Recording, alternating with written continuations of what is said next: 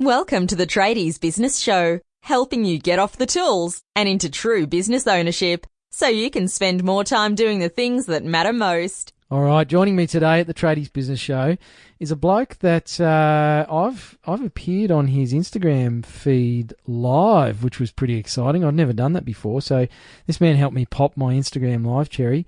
I haven't really helped him pop his podcasting cherry, but he's jumped into the world of podcasting. He's a tradie, he's a builder, he's a hell of a good bloke, and he looks pretty good too. I've got the video up here. He's a very attractive man wearing a t-shirt and a jacket. I just can't pull that off, hey?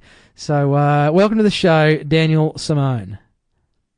Thanks for having me. Pleasure, mate. Definitely good to be on. Yeah. I'm very excited about this, and yes, we had you on the live Instagram. That was very good. So very excited about today to be on the show. So thank you for having me. Pleasure, mate. Pleasure. Now I can see you sitting in a very good-looking boardroom. What looks like in your building business, mate. I'm guessing this isn't your lounge room with pictures of houses on the walls and whiteboards and stuff everywhere. Definitely not. This is the office. That's actually the home that we built together with my wife, our first home together. She bought it as a gift for me. Oh, nice. So that's the home sitting behind me over there. So that was one of her gifts. I think it would have been for a birthday, maybe.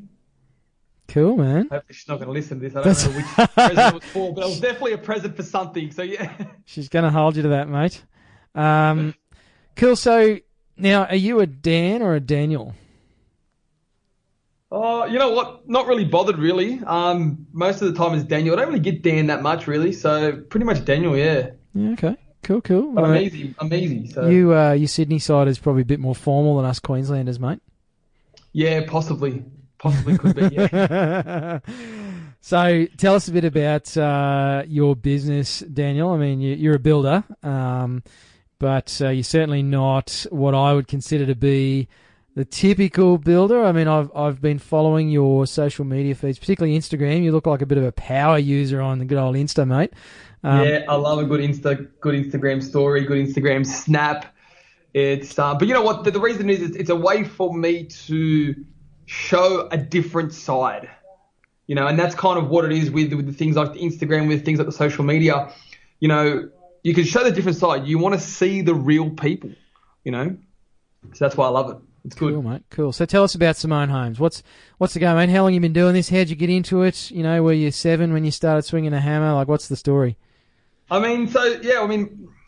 dad was a carpenter, so we're carpenters by background trade, and you know, we used to sit at home waiting for my dad to come home. We used to wear his boots around the house, so all of that sort of stuff. He used to come home, and we used to run outside and you know, chase after him, run up to him when he came home from work. It was just, you know, it was cool. Like when you're a kid, you sit in your dad's front seat of your truck, and it was like, man, this is cool. Like when I grow up, I want to do this, put the nail bag on, and you know, so we grew up on that sort of stuff. Whenever we had a chance, we went to work with my dad on site.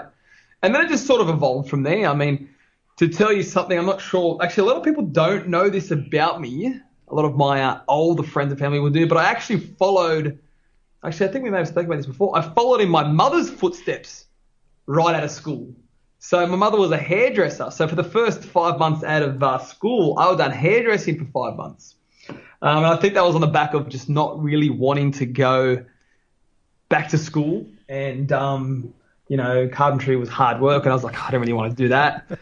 And then quickly realised that working with a bunch of women in a small confined space wasn't really for me, and I wanted to do more. So then I just pretty much started with my old man and done my apprenticeship from there, and then you know, we evolved from there. I mean, you know, a lot of people say, you know, might think that being the boss's son is easy. And I'm not sure if you've seen one of my Instagram posts a couple of posts ago where I spoke about, I'll just give a brief wrap of the story now.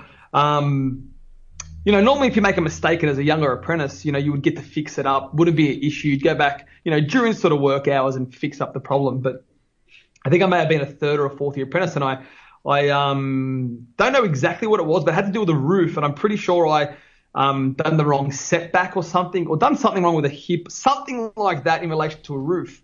So I thought, all right, fair enough, no problems. I'd go fix it up. during work hours, but that wasn't the case. My old man made me go back in my own time, and it happened to be, I think, a Friday afternoon. Yep. And I don't know if I got there around the 3-4 o'clock mark, but after work. And I think it was around this time of the year because I remember it got dark pretty quickly. So before I knew it, it was dark. And let's just say backed onto a park, and the area wasn't the best area. So I had kids throwing rocks at me and stuff like that. But I definitely didn't make that mistake again. So that was, I was definitely didn't get away with the easy stuff being the young apprentice of the boss's sort of son.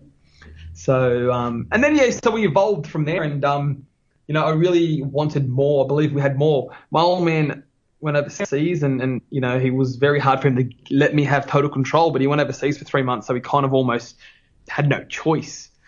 And then from there, I just ran with it. We went from maybe 5 or 6 blokes to 13 blokes in about a year or so.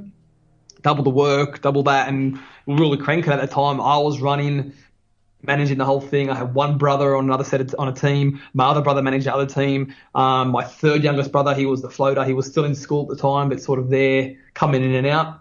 But it got to the point where, carpentry was just like, what's next?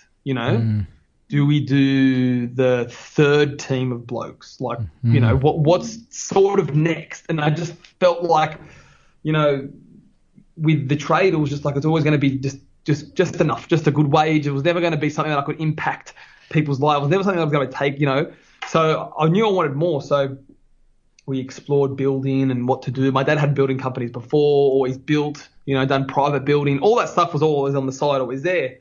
So we looked into sort of franchising. We looked into all this sort of stuff. But ultimately, we had our name. And so we decided to go all in on that and started the journey of that. And that's the story of starting.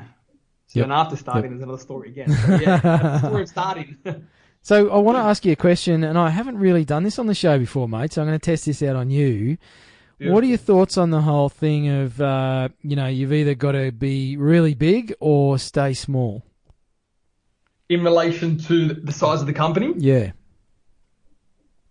I mean, so you're saying, what do I feel about staying small or being big? Well, let me unpack this a little bit more. So something that I've heard a lot over the years, and I've been working with business people for 15 plus years, is there's a belief out there that you've either got to just stay small, like, you and one bloke, or you got to go really big, like 25 guys and $5 or $10 million turnover. There's no in-between ground. What are your thoughts on that, mate? Are we allowed to swear on this show? You can say whatever you need to say, Daniel. I think it's a bit of bullshit. I think it's a bit of, excuses from people. I think it's the small guys and the guys that are a little bit, one or two guys potentially could be slightly lazy, that they don't want to get to that, or they feel scared and intimidated by that. And, the other guys, in the middle saying the same sort of stuff. So I don't believe in that. I believe you can make work whatever you want to make work. Whatever you set your mind to, whatever you're passionate about, you will make work. So whether you want to be that guy with the one or two guys, looking at those guys saying, they're big, they're this, they're that, you can only make money at this, because I come across those guys all the time as well too, saying, I was at 10 or 15 blokes and you know what, I said, stuff it. It's no good. Bottom line's going no good. I just scaled it all back. I'm working harder now, but I'm making more money. I'm like, well, you're always going to have those people, but it's what do you want? What do you want out of your life? What are you passionate about? Yes, okay, the bottom dollar is going to be all this, but if you live a life around impact and changing people's lives, then that's going to come. So for me, I would like to get larger. I want to get bigger because I'm going to have more of a reach. I'm going to be able to impact more people's lives. So I believe that's, I don't know if it's a quote unquote excuse for them to justify where they are or where they're not. So that's how I see that whole sort of scheme. Yep. So I got a follow-up question to that, mate, and I suspect there'll be some more bluntisms in today's episode. What are some of the keys to actually making it work in that middle ground where a lot of people fear ending up? They've got 5 or 6 people or whatever the middle ground is for their trade. What are some of the keys to still making it work in that space? I think you got to understand your why. I think that's kind of a big part of things. You know what I mean? Like, if you don't understand your why, if you don't understand what you're doing, your passion, then everything else is going to, that's the higher level sort of stuff. Then we got the technical side of things. You know what I mean? So that's kind of really going to come down to where you are in your business and what you kind of want. So when you're in that middle sort of ground and are you just sort of playing to stay where you are? Are you sort of just happy plodding along? Is that what you're playing for? Or are you playing for goals to increase? Or are you playing your goals to decrease? So I think it kind of comes down to where you want to be, That's going to really determine on how you sort of stay where you are. Yeah. So, mate, what's your why? So we actually, I think about something I think about and get asked quite a lot. I mean, in the beginning, in the early stages was growing up, wanting to be like my father, wanting to sort of follow in his sort of footsteps. But I quickly, got into business and learned a lot more about business side than the building side, and realized that the general public were highly uneducated on all things home building. Now, there's a lot of stuff that goes into it, like processes, who to choose, blocks, landing, positions, colors, like designs. Like, there's so much stuff to go into it. And I quickly realized that, there wasn't a lot of information out there, which is why I started my YouTube channel probably over about 2.5 years ago now. And now my real passion is educating, the public on all things home building. So that's sort of, grown my why now. And my why is sort of, helping people find their happy place. So their happy place being their home. So how can I impact and help people find their homes? How can I make their journey and their process as simple as possible? That's the work side of things. I mean, and now with the family side of things, I've got 2 small children now, my wife. So I want to definitely have impact their lives and making sure that, like I did with my father, they have someone to look up for. I can provide for them, and, also too, now I try to live a life, and this has only evolved over the past 6 to 12 months, as in when you do a lot of looking at yourself, as in, I really want to impact people's lives. I want to make sure that all my interactions with people, they leave the conversation with Daniel Simone and said, wow, like, he helped me or he impacted me or something, added value to their life in some way, shape or form. And just go back to a story that we lost my uncle about 7 or 8 years ago. We were only about 8 years apart in age. He was quite young, my mum's youngest brother. So we lost him, had a brain tumor. And I remember at his funeral, we had the church absolutely packed. Like, we had, it was over probably 2,500 people. It was huge. And I was like in awe of someone that young could leave a legacy like that to attract so many people to his funeral. And I know, like, Gary Vee talks a lot about this as well too, but that's the earliest version where I sort of felt that sort of stuff. And now as I've gone through my journey, I look at that, I'm like, wow, like, how can I be that type of person? How can I be that person that when it gets to that point in my life that so many people wanted to say that they knew me or that I impacted their life? So that's that. So, and thank you for sharing that, mate. No worries. Have there been times where maybe you've questioned the path that you're on, and if it is in fact aligned with all of those things you've just talked about? Yeah, all the time.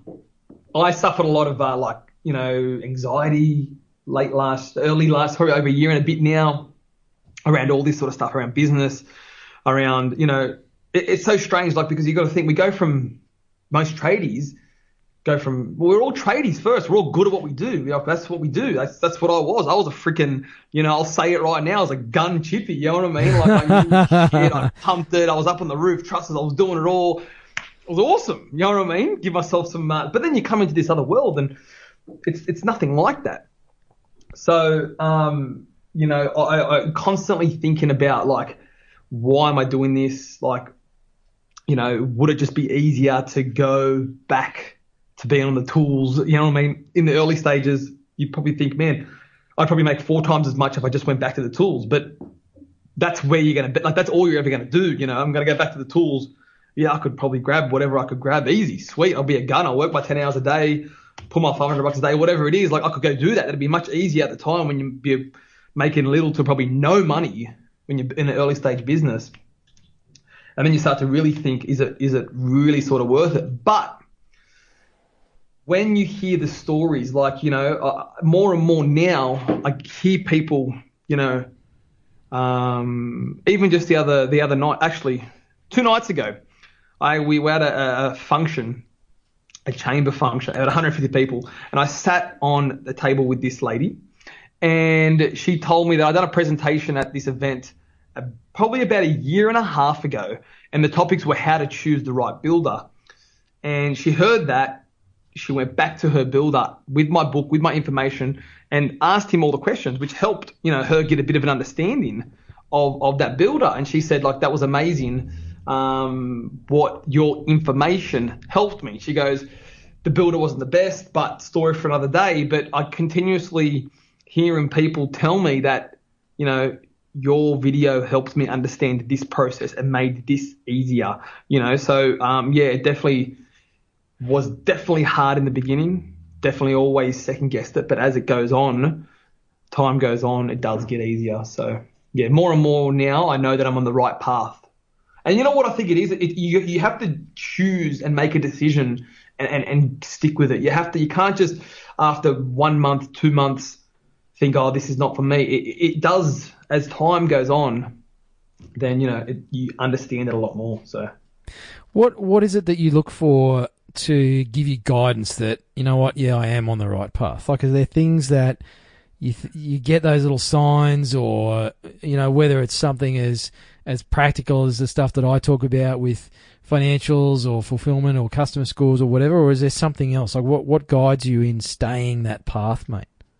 Yeah, I think it's a combination of both. I mean, when you look at the business side of things, and then, in the business side of things, if you're looking at tracking, story for another day, but if you're tracking stuff and you're looking at, your financials numbers, and you start to go from the minus to less of a minus to even to the pluses to the profits, like you start seeing that sort of stuff, that's like, okay, things are looking good, and you start looking at your how many people that are, replying back to you saying, this sort of stuff, you helped me, so that increases, and that's the stuff that little things here and there, you get the email, you get the comment, you get the message on Facebook or the message on Instagram saying thank you, or this helped me, or, the comment on YouTube, more comments. So those sort of things, or the combination, so they come in dribs and drabs in the beginning, but then they start building along. I got a phone call literally today from another builder friend of mine who, help him out a little bit here and there. And I do a lot of, for people that I don't know, on my Instagram, I go to the gym, I wake up extremely early, and I motivated him over the past 3 months, and now he's finally getting up at 5 a.m. Now, I get up earlier than 5 a.m., but he's now gone from 7:30 a.m. to get up at 5:30 a.m., and he's just now said to me, he goes, man, I've finished my whole day at 9:30. He goes, I didn't know what to do with myself.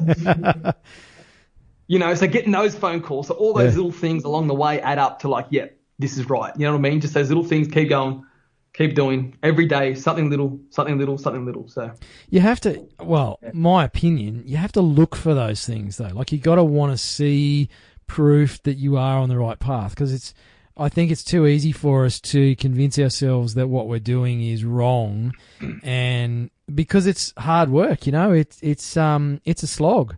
And I'm not the only one that says this about success in business or life or relationships or whatever. It's like, it's bloody hard work, and it's a marathon, and you said it earlier. It's like, you don't do this for 3 months, and expect to start knocking it out of the park. Like, you got to be prepared to put in the hard yards. But that's right. I think too many people convince themselves that, it's taking too long. It's like, compared to what? How long are you prepared to put in to get the sort of amazing business and rewards and everything that are at the end of 10 or 15 years of work? And that's exactly right. And in the beginning, when I started doing my videos and started doing everything, I wanted to quit because I wasn't getting traction. But then I kept telling myself, well, who gives me the right? I started it thinking that this is something I wanted to see myself doing for a long time, I can't see myself ending it. But then I'm quitting because I'm not getting the traction, because I'm getting 10 or 20 views, not, 1,000 or 2,000, So it definitely, yeah. Yeah. And I'm the same with the podcast. I mean, I went missing for 3 or 4 months, just with a bit of change and change in the hosts. But, I'm glad I kept going, mate, because it meant I got to talk to you. Yeah, exactly right. And now look at it, you're the 100 and plus or high 100 somewhere.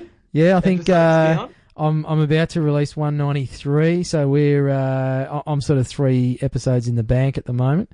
Wow, so yeah, mate, I don't think you'll be number 200. I'll save it for someone really special for 200. I might just talk to myself. Yeah, do that. Do that. Talk to yourself. Be some boring shit talk about my journey, but. Mate, I do want to talk about, we've mentioned social media and your Instagram and YouTube, and it's not entirely unique, but I do see that you are very active, and I'm keen for you to, if you're willing to share how that's impacted the business, even you personally, your customer base, and just what part that's played, because I have to say, most of the tradies I talk to about social media use, and especially getting them on video in front of the camera, they're like, absolutely no freaking way, it ain't going to happen. So tell us a bit about it, mate. How's it work for you? I mean, even going back to when I all started, I was exactly the same. I was like, no way. But then I quickly realized that, why was I thinking like that? I thought, hang on a minute, why aren't I doing this? Like, why no way? And when you really think about it, it all comes down to because you think or worry about what people think. What are people going to say? So I'll just give you a few examples. When I first started my YouTube and my Facebook videos, I got a lot of views, but I got so much grief from friends, family, from laughing, who are you, what's going on, you're this serious guy in front of a camera now, who do you think you are, rah, rah, rah. And I doubted myself. I'm like, man, maybe this is not for me, but I just knew in my gut that it was right. You know what I mean? I knew in my gut that I just, so that was the hard times. And I'm glad I got through that now, because now they almost envy me because I stuck it out. But, I think you just gotta start. You know what I mean? You got to not worry about what people think, and you gotta give it a crack. So my sort of little bit of advice would just be, don't overthink it. Just be real. I think what I did in the beginning was I was trying to put a persona on for the camera. That was one of my biggest things. Was my first 4 episodes on YouTube. They're still on there. You can go back and watch them now. I was stiff. I actually, to tell you the truth, I was reading. I pre-scripted the whole thing. It took me probably about 3 hours to shoot a 4-minute video. Now it's totally different. I literally had it in, printed in font 74, whatever it is, 4 letters to a page, had it behind the thing. I knew what I was talking about, but I just didn't know. I thought they wanted to see someone proper. I thought you had to be this sort of perfect. I thought, all I was trying to do was trying to understand who they wanted to see, or who they thought they needed me to be, and try and be that person. So that was one of the biggest mistakes, is I wasn't real and I wasn't true to myself. And now on the flip side, it's real.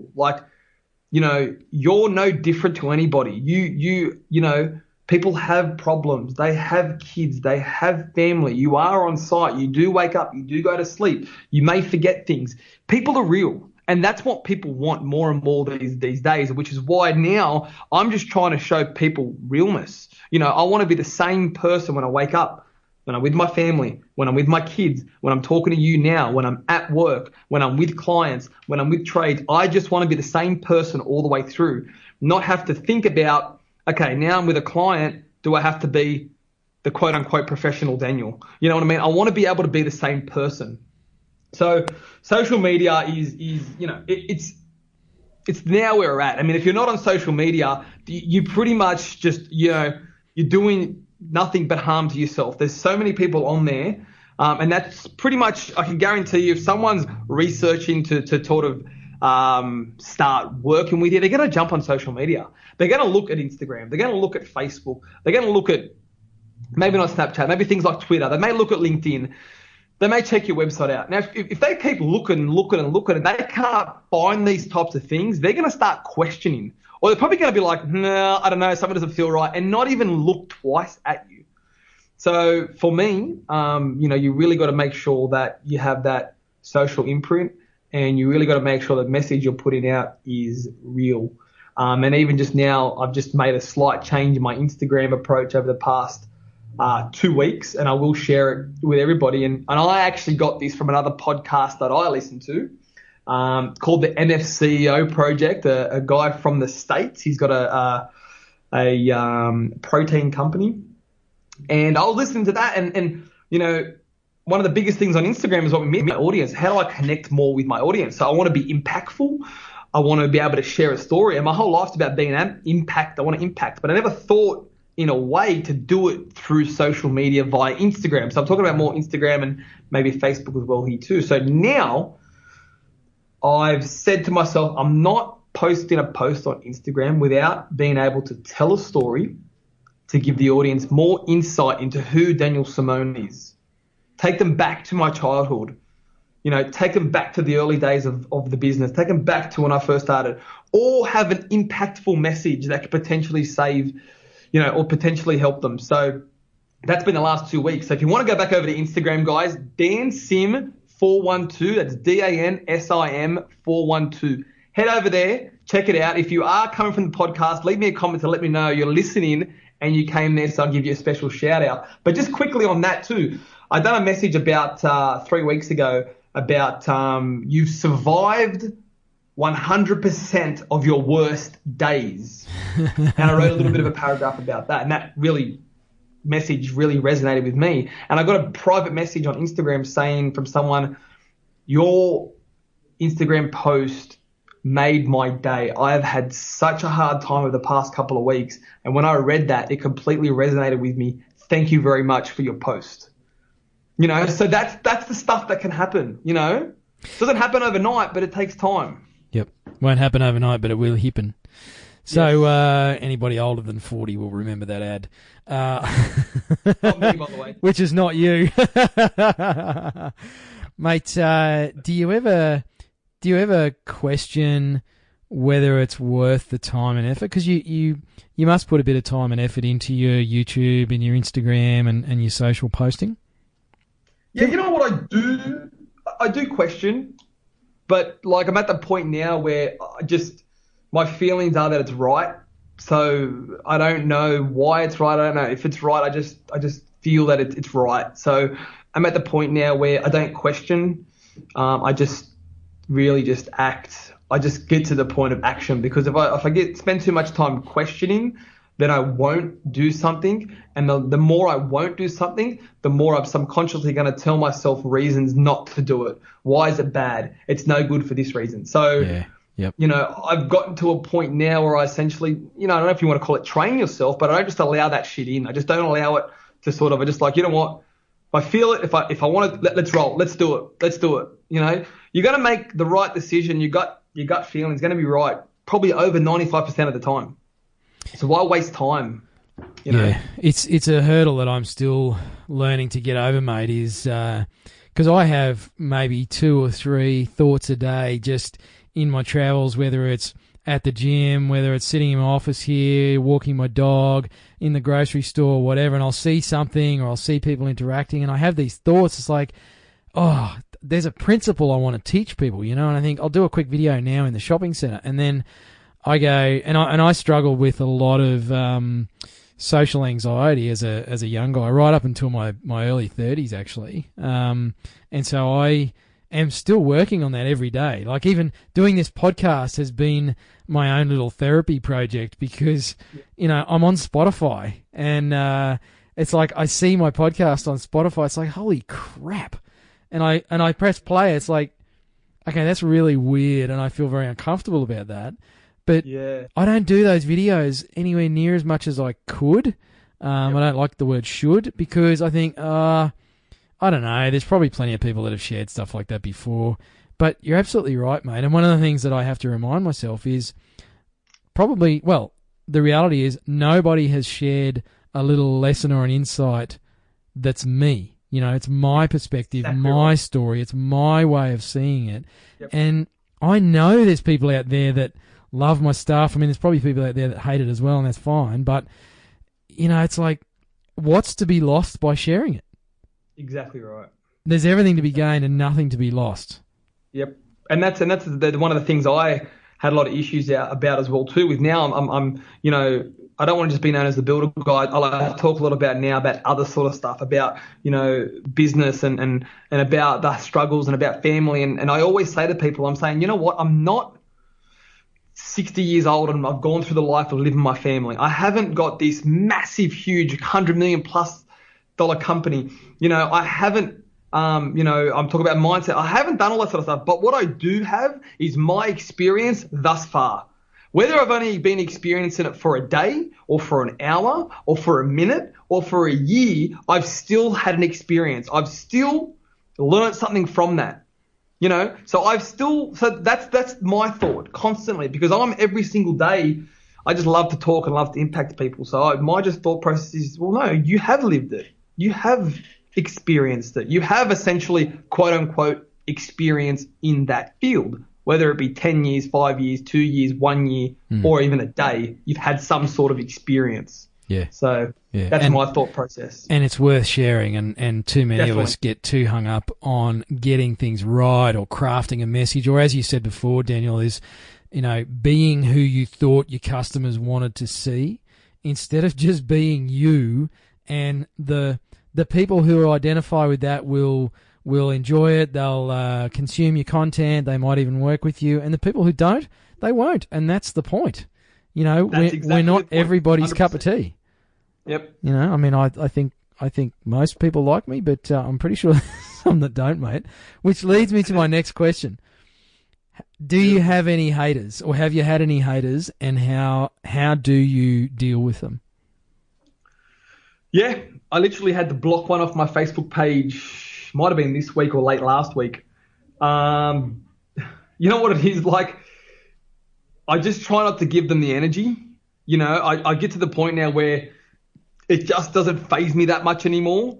You know, depending on how it goes on the page, I'll get them off my page, because I don't want that energy, that negative vibe on my page, on my post. Get it off there. I don't want your shit on there. Like, so if they're commenting on my pages and stuff like that, then I'll just be blocking and deleting, because, you know, I've got a positive post and I've got a negative person coming on there trying to give stuff.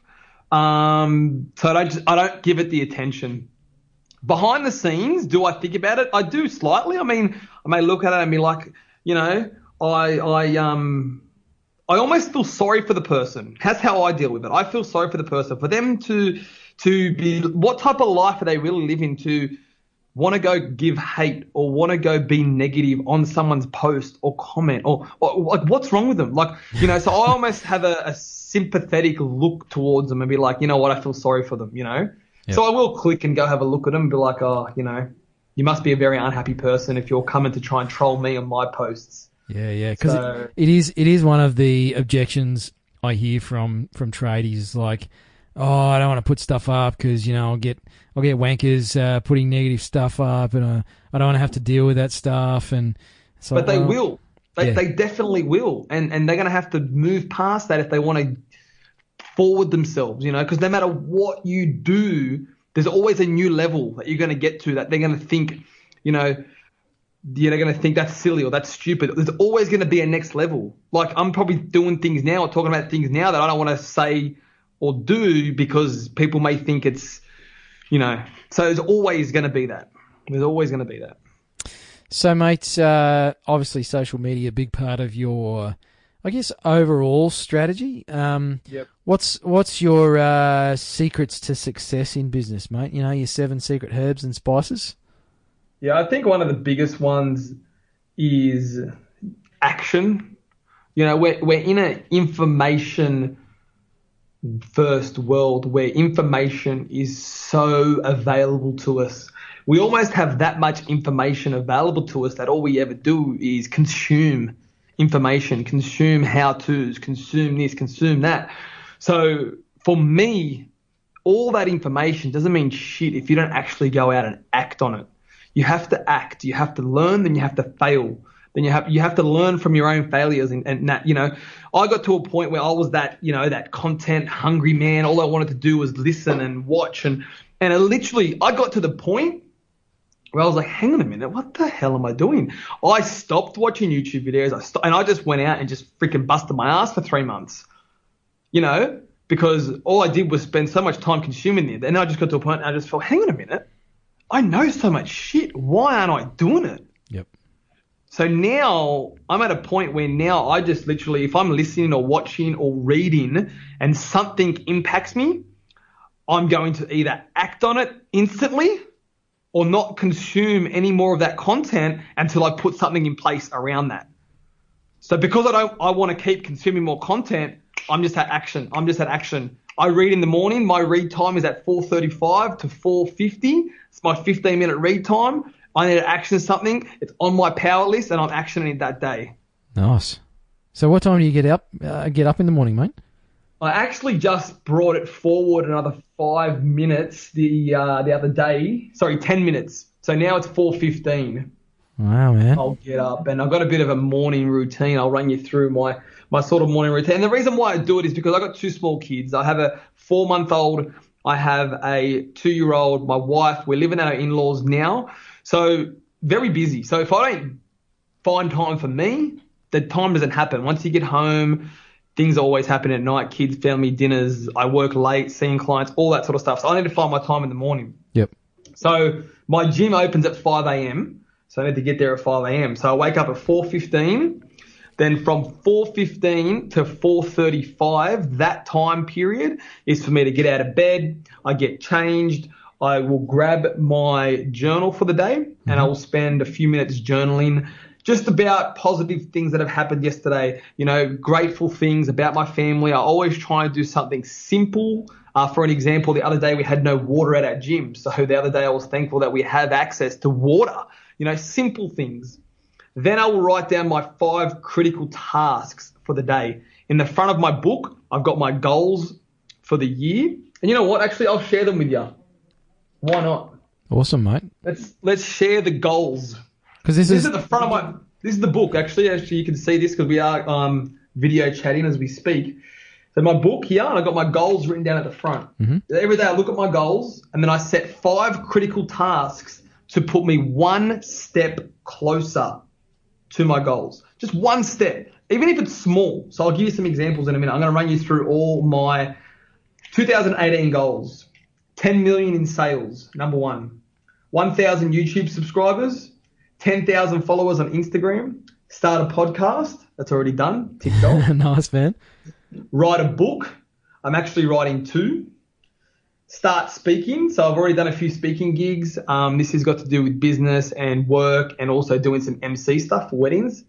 Have 2 investment properties and get myself a sales assistant. So they're my main business goals. I have some personal ones as well too, with relation to spend more time with my family, kids, and I want to get to 12% body fat. So an example on some critical tasks, it's just put yourself 1 step closer. So in relation to my 10 million sales, I might say, okay, book 2 lunches with a strategic partner. So that might be 1 task. For an example, when I was trying to start my podcast, I was just doing a few things. With the book. So a critical task, I've even got it down there today. I've done it already. Spend 15 minutes on your book. Yeah. So that's what my critical tasks are. Getting me 1 step closer, small steps every day to your goals. Then it gets to 4:35, and that's my reading period. So I needed to dedicate time to read, and I could only really find time in the morning because every night I'd get home and read, and I'd fall asleep. I'd literally hit 1 page and I'd be out. Or I'd read 5 pages and I'd be like, what the hell did I just read? Yeah, you got to go back and do it again. Yeah, so that's my 15-minute read period. 4:50, we get ready for the gym, leave 5 to 5, at the gym by 5. So that's my morning ritual. And I have preset alarms to trigger all those time points in the morning. Nice, man. So, I'm sharing this episode with I literally had a session with one of my wingman clients before we jumped on, and thank you for your time flexibility, Daniel, because we went a bit over time. All good. But I was literally talking about scheduling their life to the wazoo so they can actually then have the freedom outside of those productive bursts. Yeah. And one of their values, his partner's values, is flexibility and freedom. But the problem is, without having pre-scheduled things like that, they're not getting done. And you know what? When I made that realization, it was a game changer. When did that happen for you, mate? When did that happen? That was a lot of this year. The book started this year. The book started in about mid-January. And I've evolved, so that's the thing, like we're only 5 months in and it's evolved, like what I do. And I've got so much done this year thanks to that, thanks to writing. And I'm already thinking about next year's goals and how I want to go bigger and more specific, because now I have the right method behind, the goals. It's one thing writing them down, but it's actually having a strategy behind them. So I'm always thinking about next year. I want to go bigger. I want to go more defined with my goals. Those goals were okay for the first crack, but I want to, so that was this year. And even just my waking up early has only been the past 3 months or so, because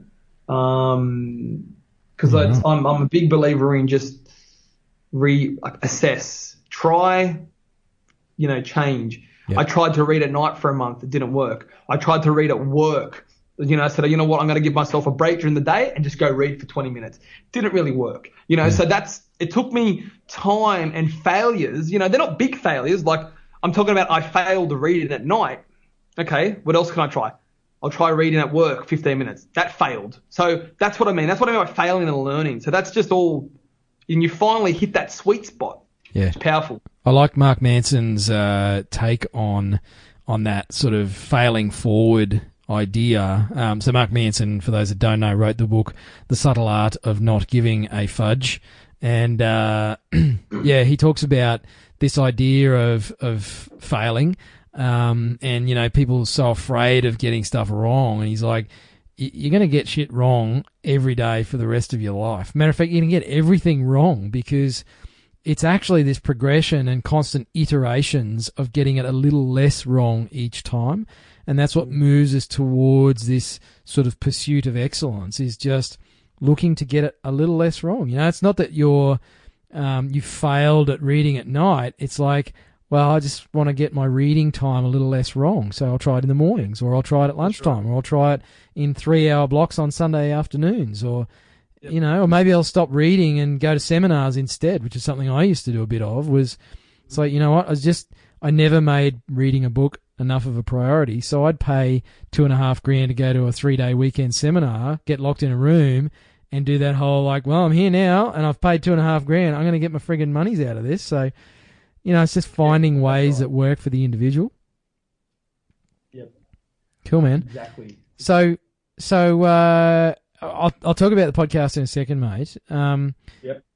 Where to from here? Like, you've talked a bit about, bigger goals, but what's the future for Simone Holmes, mate, and for you as well? So for Simone Holmes, definitely want to take the company national. That's the goal. Mm-hmm. That's and that may be, could be in a franchise model, may not be, not sure exactly just yet, but that's the big goals for that. But we still, a long way away. But me as well too, I want to be able to help. I want to, help mentor other builders if I can. I know what things have done for me and mentors that I have. And in that sort of space, I definitely see myself helping. I definitely want to help people, because I know that people have helped me, and I know that by me saying something or guiding them, I can definitely impact people and help them. So, and definitely also too want to do, not just be building. I want to do other sort of stuff. I want to be able to help people through life, and I want to do speaking. I really love to be around people, so I can definitely see myself speaking and doing a lot more in that sort of space as well too. So, yeah. Yeah, nice, man. So talk about podcasts, mate. Obviously, Podcast. you heard me and thought, geez, I want to sound like Was. Yes. That's the most up myself thing I've said all year, I think.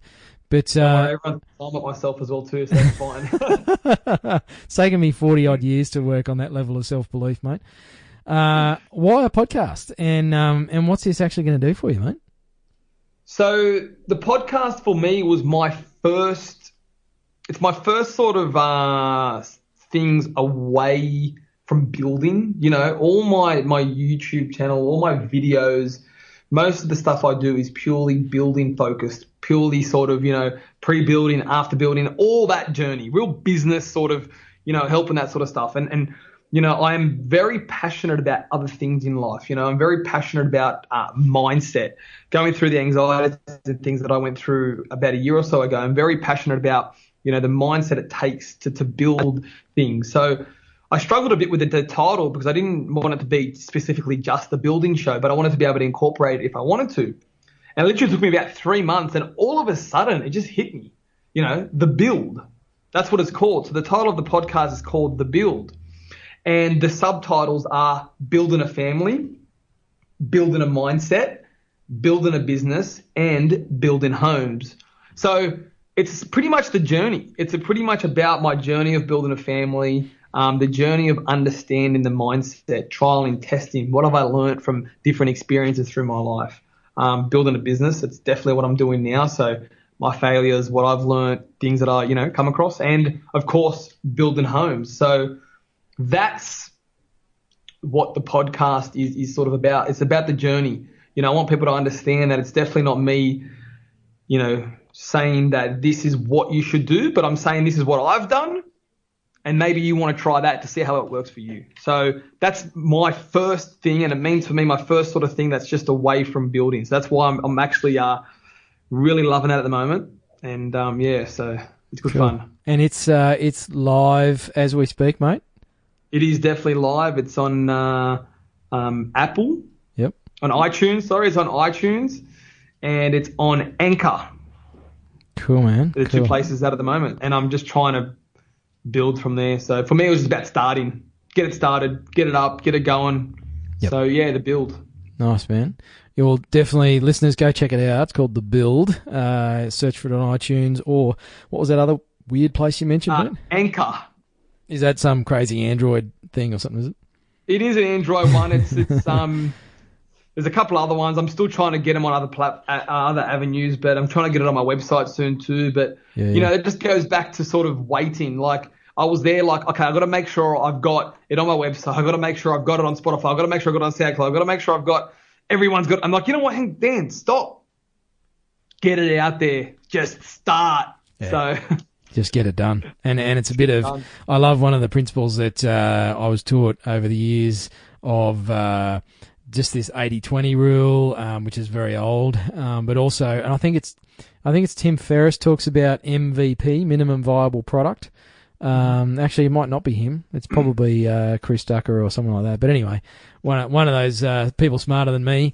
And so I love that idea of a minimum viable product. You know, I've launched my whole tradie wingman thing was done with a mad deadline that was just way short, and I wasn't ready, and it still worked. And it's done. You know, it's out there now, and it's going gangbusters, and I'm sort of onto the next big idea, and I've even had another idea here just talking to you, mate, and I'll chat to you offline about that. But I love it. Yeah, just collaborating with people to like you say, make an impact. So, mate, well done on starting.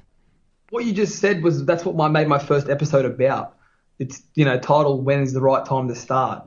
You know, and you know, I just go back to just a quick story.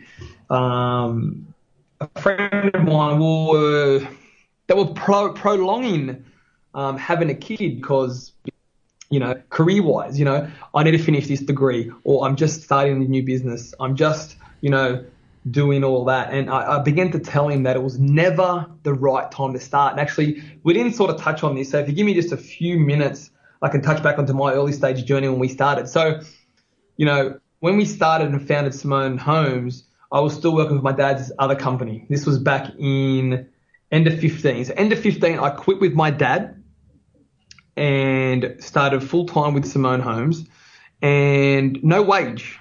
We don't have any money to pay us. Start at 16. Can't pay in the business. So this was January 16. We started back here after Christmas, would have been, around the 10th or the 12th January 2016. Bang, no wages. My first child born 27th of January, 3 weeks later. So here I am now, wife's on maternity leave, no income, baby's born. That was definitely not the right time, Yeah. Same story, fast forward with my second child, we're now into the business a bit more. We sold the house. We wanted to do things with the business. We were going through a lot of things with the business. So we sold the house. We went all in on the business. Then I had my second child. And I'm like, well, it's never the right time. Yeah. You continuously waiting for what? You're waiting for your life to go by. So, all I would say is if you guys are listening and you're waiting to start something, start it. Don't wait, because before you know it, life is very short. Anything can happen. I just say start now. Yep. And that's the thing, mate, we talked about it earlier, is we can always justify not doing something. Yeah. I can always justify not doing an 100%. Instagram live video or sending an email campaign out or asking the pretty girl out, whatever it is. It's like, just suck it up and do it. Because they can always say yes. That's right. I don't get a chance to ask the pretty girl out anymore, because guess what? I'm married to one. Now I actually hope she is listening. Very good answer, mate. Very good answer. And I know my fiance is in the other room, so I can say the same thing. I actually asked the pretty girl out, and I'm getting married to her. So Good stuff. Mate, I know you have somewhere else to be this afternoon, so I'll ask you the one question I do like to ask all of my guests, and that is if you had 1,000 tradies in a room, which I suspect won't be that far down the track, mate, based on what you've been talking about, but if you had 1,000 tradies in a room, what's one piece of advice you would love to leave them with? Oh, for all the tradies, one piece of advice. You know what? I think it's they can become great business people. I think a lot of, they all focus I guarantee you all these 1,000 tradies are all great tradies, but they should be able to back themselves that they have the ability to become a business people, that they're not just a tradie.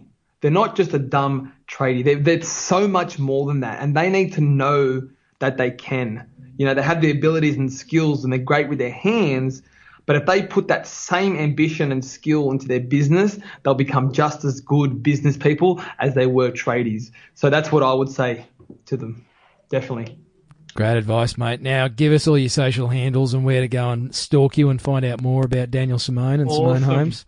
So it's pretty simple. So my personal stuff is on Instagram, on Facebook, on Snapchat. Is all Dan Sim 412. That's DANSIM 412. And then the website, you can check it out as well too, danielsimone.com, the Build podcast. And with Simone Homes, same thing. Simone Homes, Facebook, Instagram, the website, simonehomes.com. So very easy stuff to get to. Awesome stuff, mate. Well, thank you very much for your time this afternoon, buddy. It's been great to have you on the show, and I don't currently record video on my podcast, but I'm definitely thinking that I need to start doing that and shove it up onto YouTube. So you've given me a bit of a poke in the ribs on that one, mate. And hang on a minute before we go. Yeah. I need you to make a promise to the podcasting world that your next interview you're going to record. Video. I'm going to put the challenge out there now, because I know you challenge a lot of people. So the challenge is now set to you to just record it. And you know what? Even if it's just via your phone. Yeah. Boom. Righto, mate. I'm up for the challenge. The next episode may not be released for 3 months, but hey, you didn't say anything about that. I've actually got another guest booked, so you're on, mate. You're on. I love it. Awesome. All right, man. We'll let you go do what you have to do this afternoon, mate. Thank you again for your time. Been great chatting to you, and no doubt, Tradies Business Show listeners, you'll see more from this man. The Build podcast. Go check it out and find him on all those social channels. I'll put all the links in the show notes to this episode. Cheers, Thank buddy. you very much. Thanks, guys. Cheers, brother. See ya. Well, there you go. First time a guest has put a challenge out to me like that.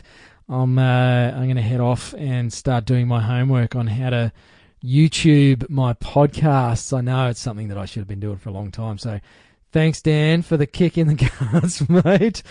You will pay for this, mate. But by all means, go check that bloke out. Daniel Simone doing some pretty cool stuff. Got some big goals. I have every confidence that he's going to knock those out of the park. DanielSimone.com, SimoneHomes.com, and as he said, all of his social handles there. I'll put all those in the show notes. And until next episode, as always, hooroo.